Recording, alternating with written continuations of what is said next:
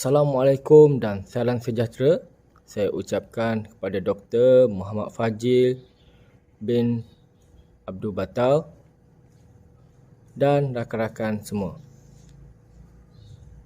Hari ini kumpulan saya akan membentangkan mengenai subjek pembangunan organisasi berkaitan dengan isu atau masalah yang berlaku dalam organisasi. Terlebih dahulu, saya ingin memperkenalkan ahli kumpulan saya. Saya Muhammad Fakhrul Ziman bin Alias, nombor metrik 266595.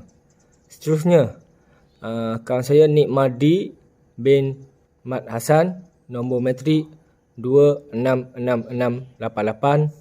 Seterusnya, Muhammad Zakwan bin Mokhtar, nombor metrik 266941, dan akhir sekali Nur Zanariah binti Muhammad Dahari, nombor metrik 266988. Terlebih dahulu saya ingin membentangkan berkaitan dengan pendahuluan .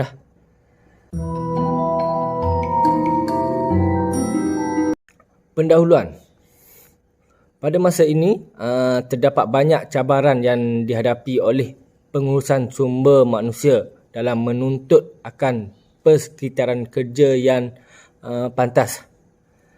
Selain itu, ini disebabkan oleh banyak urusan penting yang perlu dijaga oleh Jabatan Sumber Manusia agar dapat memberikan perkhidmatan terbaik kepada semua staf mengikut peraturan dan undang-undang di Malaysia.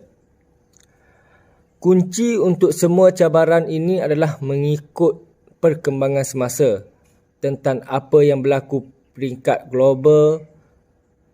Ini tidak sukar untuk dilakukan kerana dengan adanya sambungan internet seluruh dunia benar-benar menjadi perkampungan global. Okey. Itu saja pembentangan mengenai pendahuluan daripada saya. Seterusnya saya serahkan kepada kawan saya untuk meneruskan pembentangan. Sekian, terima kasih.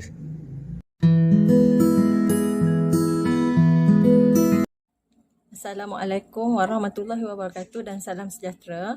Nama saya Siti Nur Zanariah binti Muhammad Dahari, nombor metrik 266988. Jadi saya akan menerangkan tentang kaedah diagnosis yang akan digunakan. Latihan dan pembangunan pekerja merupakan aktiviti organisasi yang penting kerana pengaruhnya terhadap produktiviti pekerja. Orientasi dan latihan membantu pekerja baharu menjadi pekerja yang produktif dalam organisasi dan pekerja berpengalaman boleh menerima perubahan dan tuntutan pekerjaan. Program pembangunan memberi peluang kepada pekerja untuk berkembang dan maju dalam kerjaya mereka sama ada di dalam atau di luar organisasi. Penilaian prestasi tugas dijalankan untuk pekerja baru dan berpengalaman dalam mengenali pendiagnosis organisasi adalah tanggungjawab bersama ejen perubahan dengan anggota organisasi. Okey. Dan saya akan terang tentang perincian diagnosis yang dilakukan. Mendiagnosis organisasi menggunakan prosedur khusus untuk mengumpul data dan maklumat yang viral dari sesuatu organisasi. Data-data dan maklumat yang telah dikumpul, analisis akan dibuat untuk menentukan apakah isu-isu atau masalah yang sedang organisasi tersebut hadapi. Okey, membuat rumusan dan merancang apakah program perubahan yang sesuai digunakan untuk menangani isu atau masalah. Sekian, terima kasih.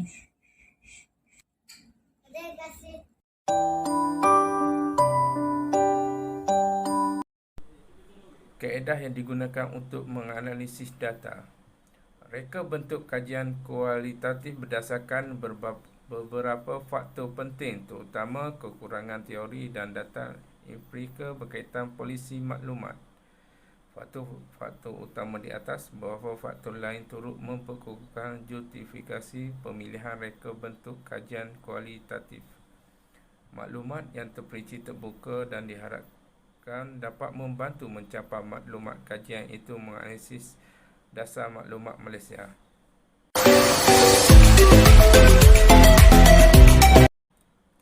Pelaksanaan intervensi yang berkesan. Membuat kesimpulan bahawa intervensi adalah intervensi atau pelibatan dalam proses membantu meneroka kebolehan. Intervensi adalah penting untuk menyelesaikan krisis. Pendekatan yang digunakan untuk menyelesaikan konflik dan krisis.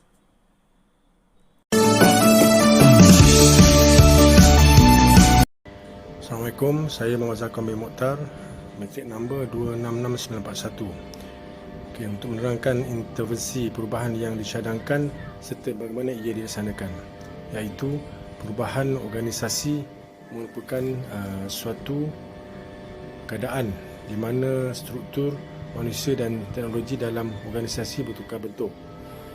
Suatu proses transformasi di dalam sesebuah organisasi. Perubahan merupakan suatu kekuatan yang sangat hebat yang dapat memotivasi. Suatu usaha yang terancang, sistematik, teori organisasi dan bersifat berkolaboratif antara prinsip pengetahuan tentang perilaku dan teori organisasi yang digabungkan dan diaplikasikan untuk memperbaiki taraf kualiti kehidupan organisasi. Halangan-halangan perubahan yang dijangka dihadapi.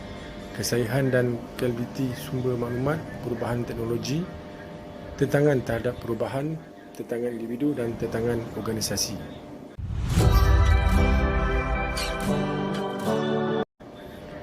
Tindakan-tindakan mengatasi halangan perubahan, menilai keadaan semasa, menginterpretasi data organisasi, merancang perubahan dan monitor intervensi yang dilakukan.